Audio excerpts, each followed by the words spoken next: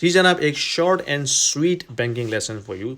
जब कभी आप बैंक अकाउंट खोलते हैं ना, चाहे वो चेकिंग अकाउंट हो या फिर सेविंग्स अकाउंट हो, और उसमें जब आप अपना चेक या कैश डिपॉजिट करते हैं, कीवर्ड है डिपॉजिट करते हैं, तो आप basically in pure banking terms, banking language, आप बैंक को लोन दे रहे होते हैं मनी। ठीक है, जो भी आपने कैश या चेक डिपॉजिट किया, you basically loaning that money to the bank.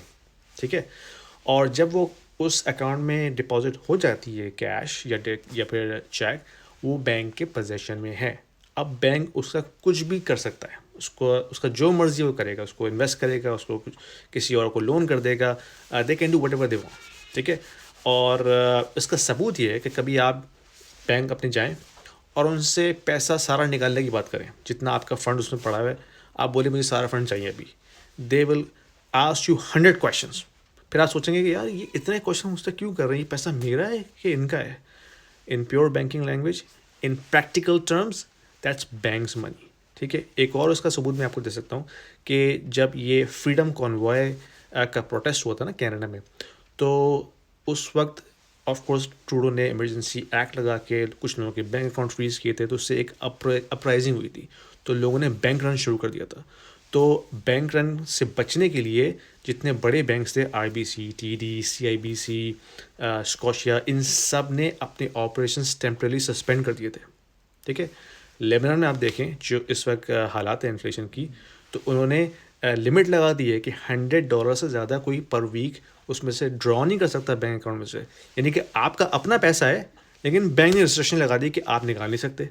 तो अब आप बताएं, ये पैसा आपका है या बैंक का है?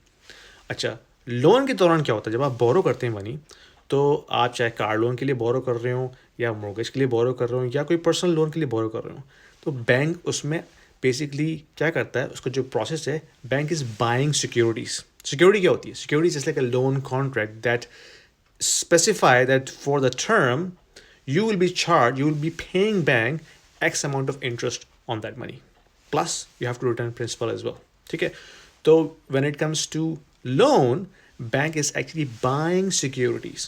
So in pure balance sheet terms, you have two columns: assets, liabilities. जितनी भी सिक्योरिटीज होती हैं, चाहे वो लोन्स की फॉर्म में हो, मोर्गेजेस की फॉर्म में हो, वो सब जाती है कहाँ? एसेट सेक्शन में। और जितना डिपॉजिट होता है, कस्टमर डिपॉजिट, वो कहाँ जाता है? लाइबिलिटीज़ के कॉलम में। Very short high level banking lesson for you, ताकि आप समझ सकें। तो अगर आपने बैंक में पैसा रखा हुआ है और आप सोच रहे हैं कि यार ये सारा मेरा पैसा है, मैं जब चाहूँ निकाल लूँ, बैंक जब चाहे आपको यूँ कट ऑफ कर सकता है सिस्टम से, जो पहले हो भी चुका है। याद रखिएगा।